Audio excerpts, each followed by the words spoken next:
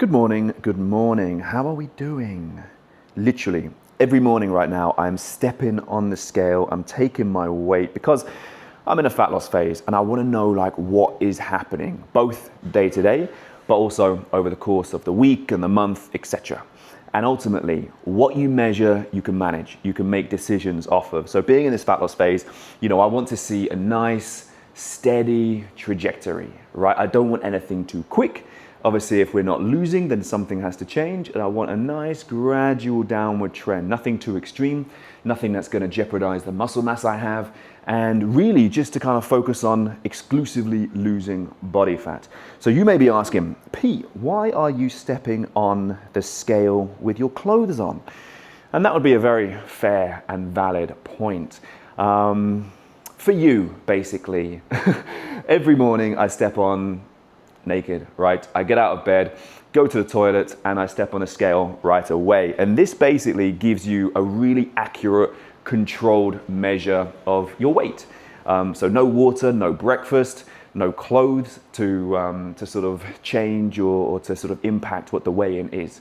And so by having this controlled measure, I know every day, every week, every measure is the same or as close to controlled as I can get it. So you can see here, if I step on the scale, this morning I weighed in at 93.9. So I'm literally 900 grams heavier than I was when I wasn't wearing anything. And so today what I want to do is I want to expose the truth around body weight. Like what is it? What is included?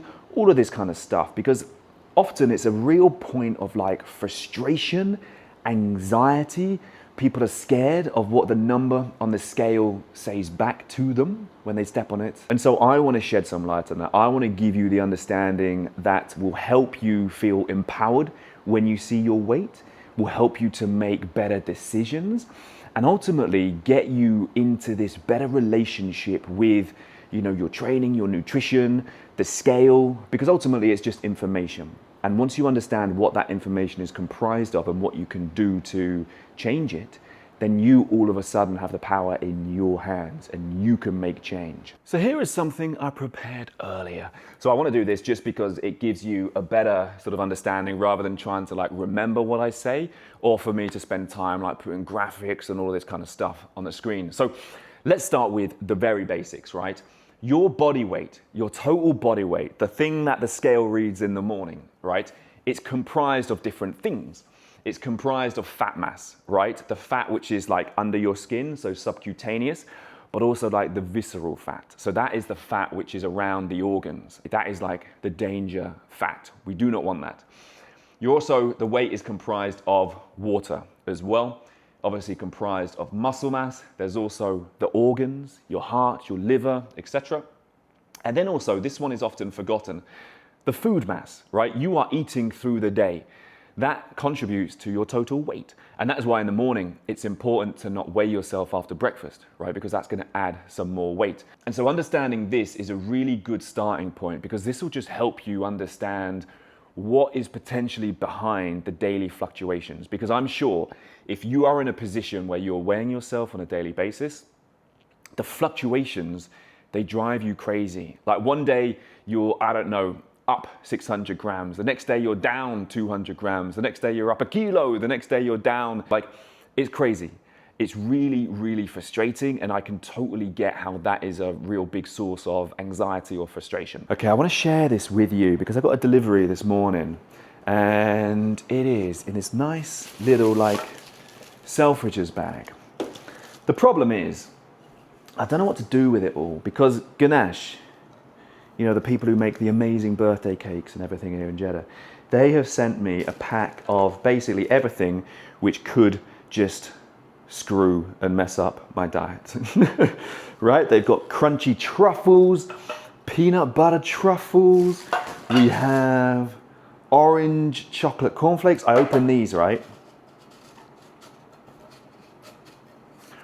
There we go. Look at them. Ooh. Ooh. What else do we have? Honeycomb chocolate, almond toffee chocolates, caramelized za'atar chocolate as well. And then last but not least, we have date ma'moul. So this is the problem, right? If anyone wants to take these off my hands, just let me know. I may take one or two for my open meal at the weekend, but too good. With this, I want to get into what impacts the weight on a daily basis. There are various different other things that are happening to the body, right? And within the body. And so it's not fat loss or fat gain on a day-to-day basis. That takes place over weeks, over months. So what is then impacting the weight on a daily basis? So weight plus 200 grams, minus 600 grams, whatever the scale reads back to you on a daily basis, is different things happening. It's not fat. And so it's important to understand what is doing that. Let's get into it. So if you've just started training, right? If you've started training, you started maybe with a leg session, then an upper body session or full body or whatever, your weight realistically in those first couple of days is going to increase. And the reason for that is now you are training, now your muscles are being used, your body is going to take the carbohydrate that you're taking in and it's going to put it into the muscles, right? It's going to store it into the muscles because the muscles are being used and they need energy for the next time they train. So that is one of the things that happens when you start strength training. Carbohydrate comes into the muscle. And also what comes with the carbohydrate is water.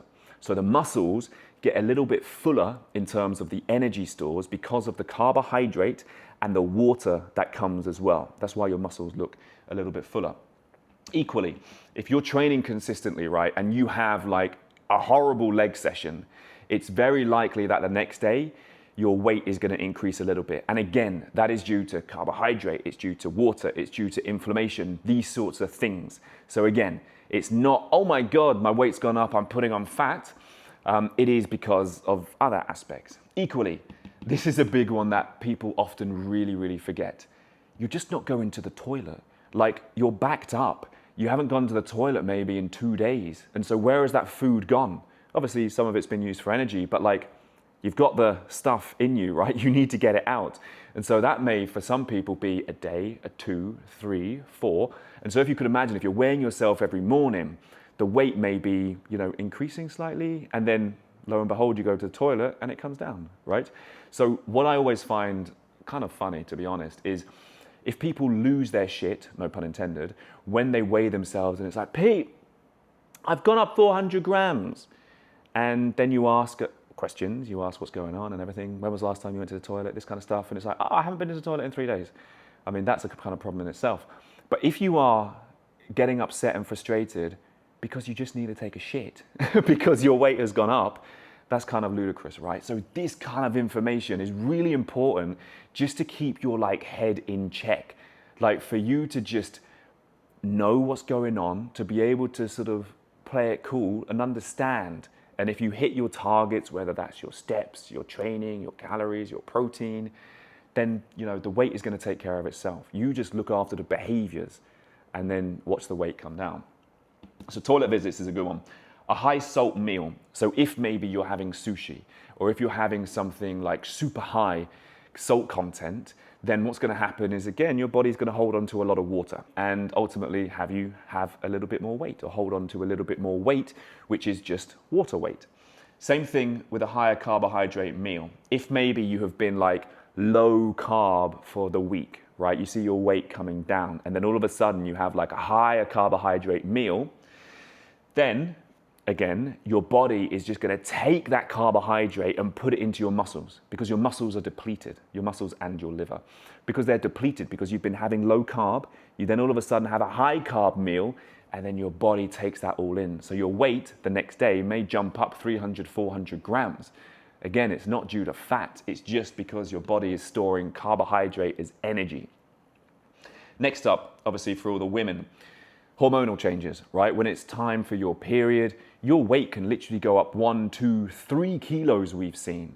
And so a lot of the time that can be like, oh my God, what's going on? I don't know what to do. I'm doing everything right. This kind of stuff, right? That kind of thinking, which is totally understandable.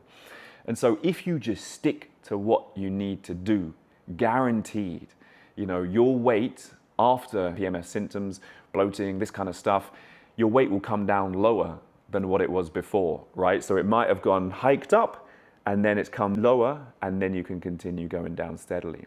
Obviously, you need to know what are the behaviors and the targets you are focusing on. And another one, last of all, high stress, cortisol, right? Cortisol is going to make fat loss so much harder.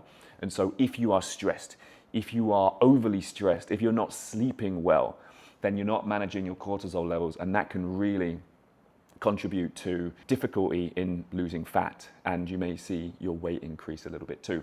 Now, last one, the only thing really that makes your weight go down a big amount on a daily basis is going to be dehydration.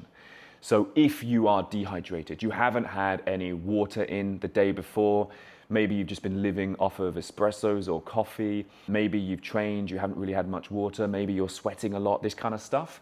If you're dehydrated, you can lose like a kilo of weight. And so you may see, oh my God, my weight's gone down today. Great, amazing. But then the next day it comes back up because now you're hydrated, okay? So these are all things that you can think about that will give you a little bit more of like a lens when it comes to your own understanding of body weight. And one of the other things as well, right, is with the weight, right, the weight on the scale, you can be losing body fat over weeks and months, but you can also be gaining a little bit of muscle. So even though the weight stays the same, fat is lower and muscle is higher. So you look different even though the scale is coming back and saying your weight's the same. So it's really important to think that the weight on the scale is a measure. It's just a measure. It is not the only measure. How you look, how you feel, what the in-body is saying, how your clothes are fitting.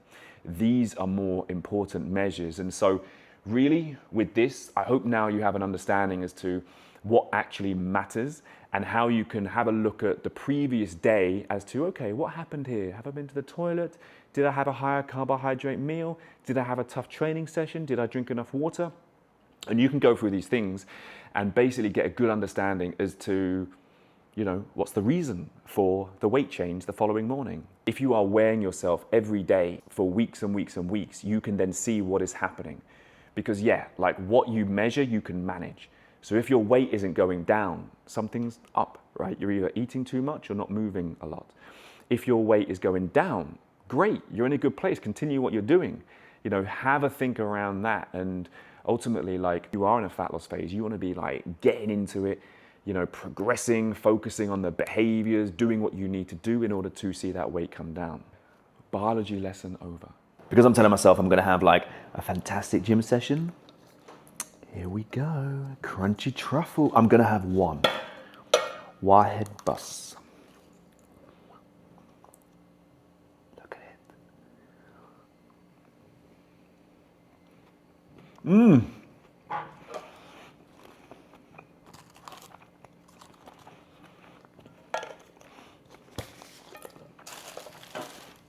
So you know how like the ganache cakes, the chocolate cakes, the birthday cakes, they have like that crunch? That just happened.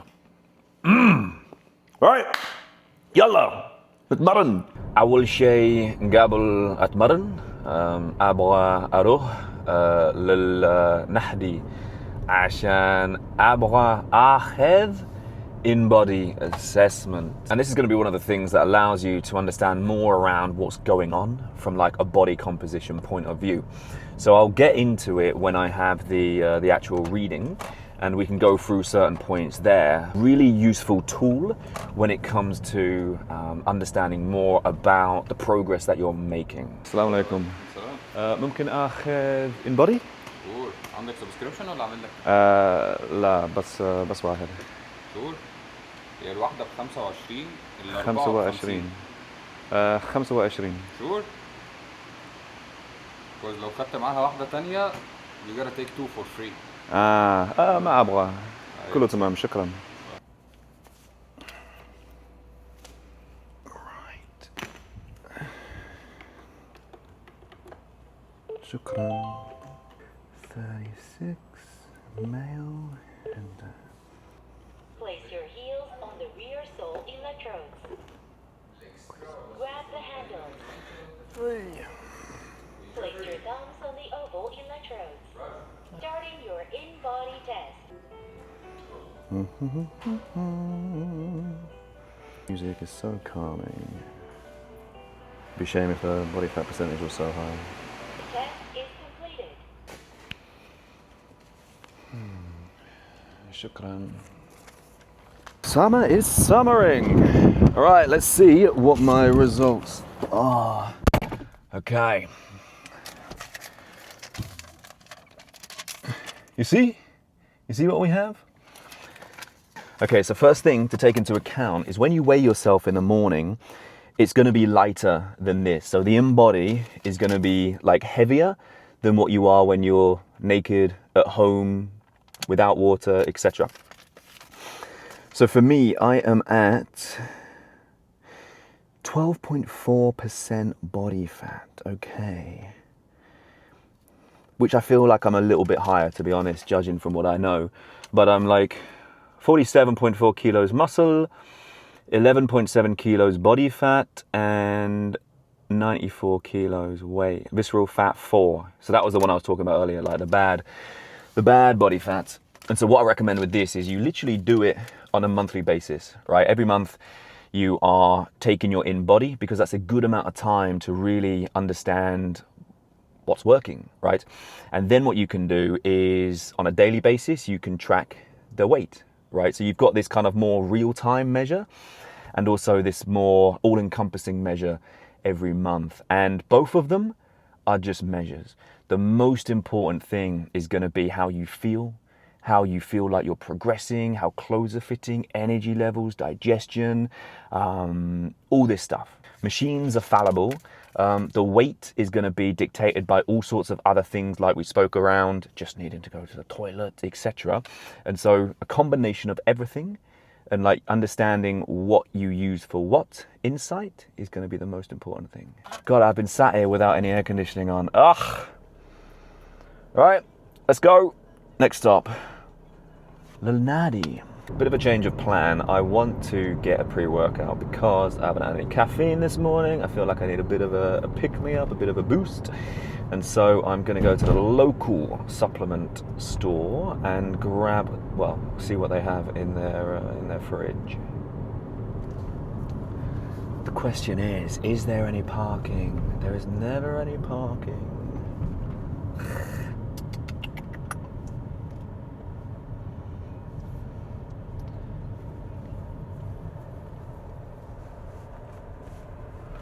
Walla shay. Ooh, maybe this hunger station drive is going. Maybe I can park there.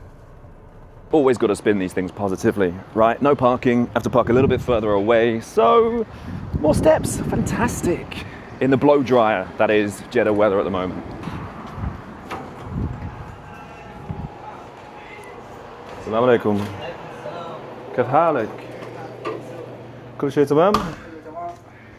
ممتاز. كيف الصيف معك؟ كويس. حر مرة صح؟ رطوبة عالية، حار. صح؟ كمان جدة أحتاج مكيف دائما. صح؟ وكمان مشروب بارد. بارد دائما. دائما. كيف كأس العالم معك؟ قاعد تتابع؟ ما شفت أي مباراة. لا. ليش؟ ما أحب فوتبول. اوكي. بس أنا ما أحب برضه بس في كأس العالم لازم كله. بس سعودي like 1-1 بقى. أيوة. ضد النرويج. ومين الحارس العويس. لعب مرة كويس. أيوة. العلا تيم. شفت كل أحد يقولوا حارس. أيوة. مميز. Save maybe 10 ball in the ball in the goal but he saved. اوكي لازم اشوف هايلايتس. اي لازم. بس متى مباراة ثاني؟ المباراة الجاية ضد اسبانيا. الجاي. ضد اسبانيا بعد 5 ايام. يعني يوم الاثنين الجاي. ايش رايك؟ سكور. والله اسبانيا مرة قوياء فاهم؟ ايوه. يعني انهم مرشحين للي يفوزوا فاهم؟ ممكن يعني شوي بس ابدا ما نعرف ايش حيصير. ايوه ما اعرف شيء. مثلا مع ارجنتينا. على ارجنتينا اخر كاس عالم. ايوه. فجرنا الدنيا. ان شاء الله برضه. فخلينا نشوف. يلا. مع السلامه. مع السلامه.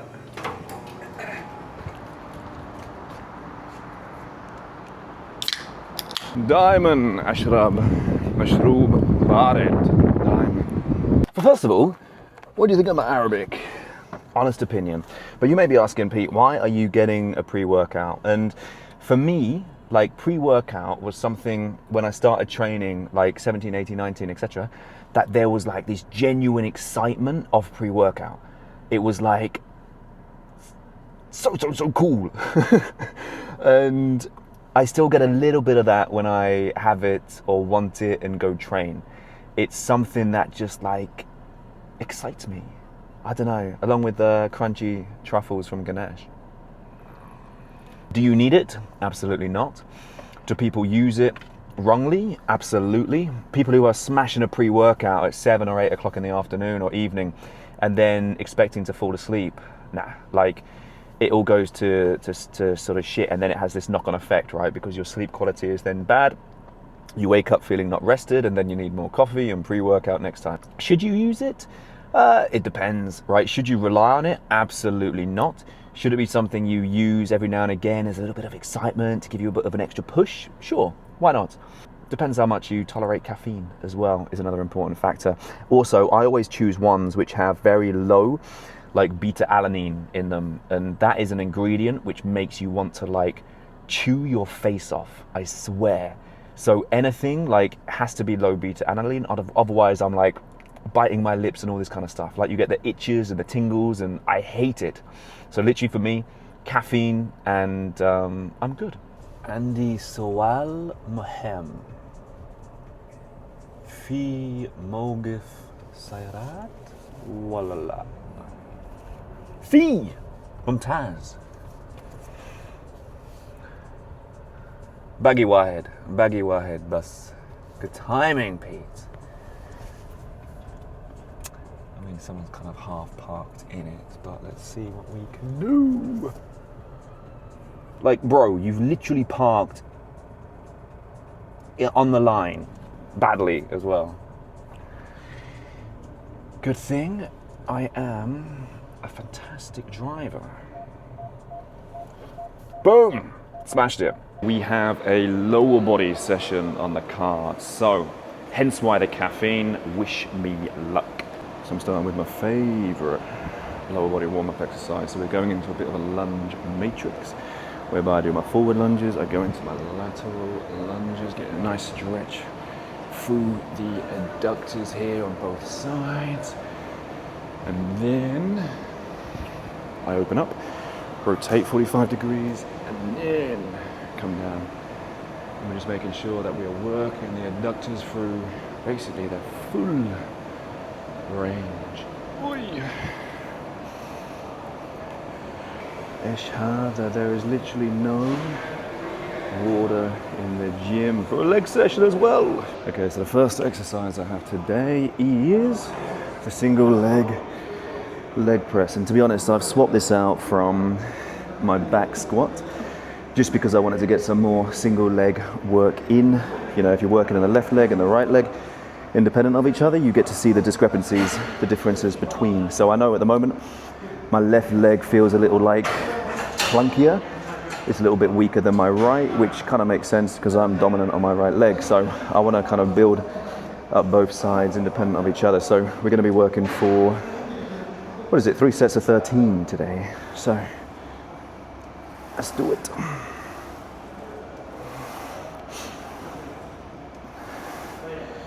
Nice control on the way down, getting good range, and then exploding up.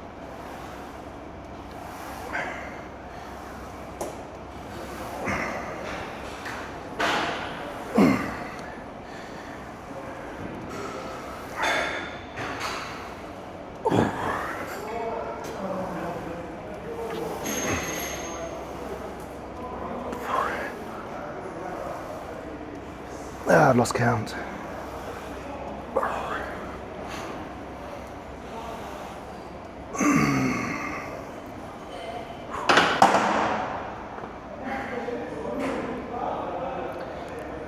And the good thing about doing single leg work on like a machine is you can like strap in, right? If you're doing a split squat or a lunge or something like that, there's lots of like energy escape. So maybe the balance is an issue, the stability is an issue. So with this, you can just literally lock in and focus everything on the muscles that you're training. So it's not like either or is better, you can just use them at different times within your training. We're gonna superset the leg extension and the leg curl here. So for the leg extension, I am gonna do 110 kilos for 12 reps. Let's see how we get on here. But I think when it comes to the leg training, if you're using these sorts of machines, they're incredibly targeted at the muscles that you want to hit. So your quads for the leg extension, this one for the hamstring, so the reverse of the leg. Now, let's see how we do. Come on.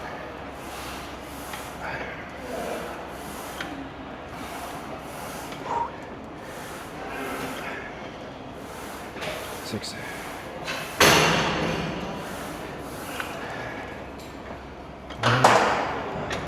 10, 11, 12.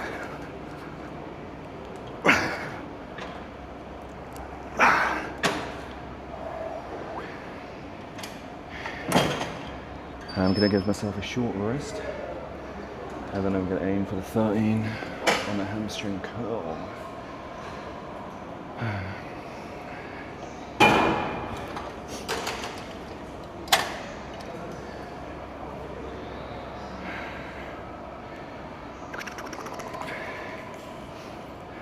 So again, using these machines, you can really get hyper-focused to the muscles that you want to hit. There's less of an instability or balance factor, which then means you can basically like really fucking push, right? No matter if you're lifting 10 kilos or 100 kilos, you can push, you can fight, you can grind it out. Talking about grinding it out, let's go. So 13 reps here.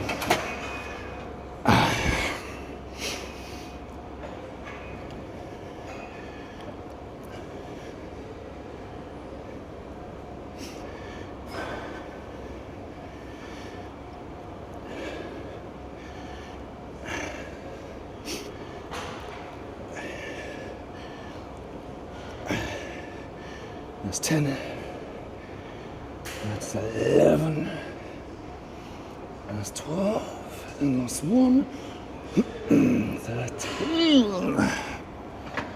Oh, close.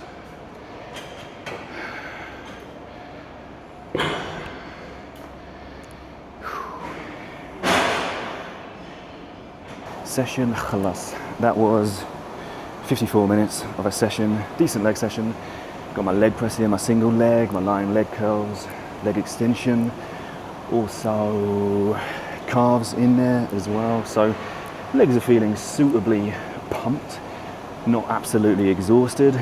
Generally, I don't really train legs until like absolute exhaustion because of running twice a week, right? There's nothing worse than starting a run and your legs feel heavy.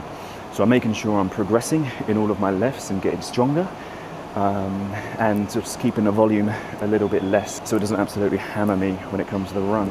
But now, as with every session, what I try and do is anywhere between like 5 to 30 minutes worth of steps.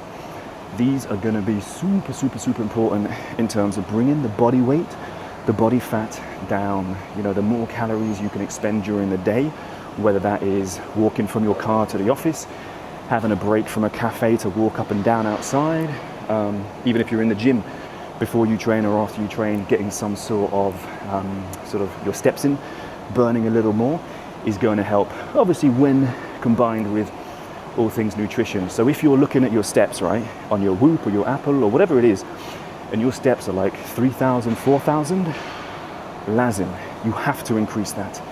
You have to increase it by at least 20% first of all. So aim for the 5,000, aim for the 6,000. And once that becomes your new baseline, you can then just build on that, right? You get used to it. You get used to the routine, the structure, the behavior in terms of, you know, how you can get more steps and getting more steps in. So you have to be intentional with it. So that is today's video. I hope you enjoyed it and hope you got some insight when it comes to like how to gauge progress in your journey, how to like get rid of the frustration and the anxiety around the scale and body weight, what you can take from the InBody assessment as well, and ultimately like what you need to be aware of when you are working towards a particular goal. So if you like this, I would love to hear your thoughts. If you want me to cover any other particular topics, let me know. I'm always looking at expanding whatever that might be and bringing you what is going to be useful and practical within your journeys, whatever you may be working towards. So please like, subscribe, comment, share this with someone who may need it, and I look forward to seeing you on the next one.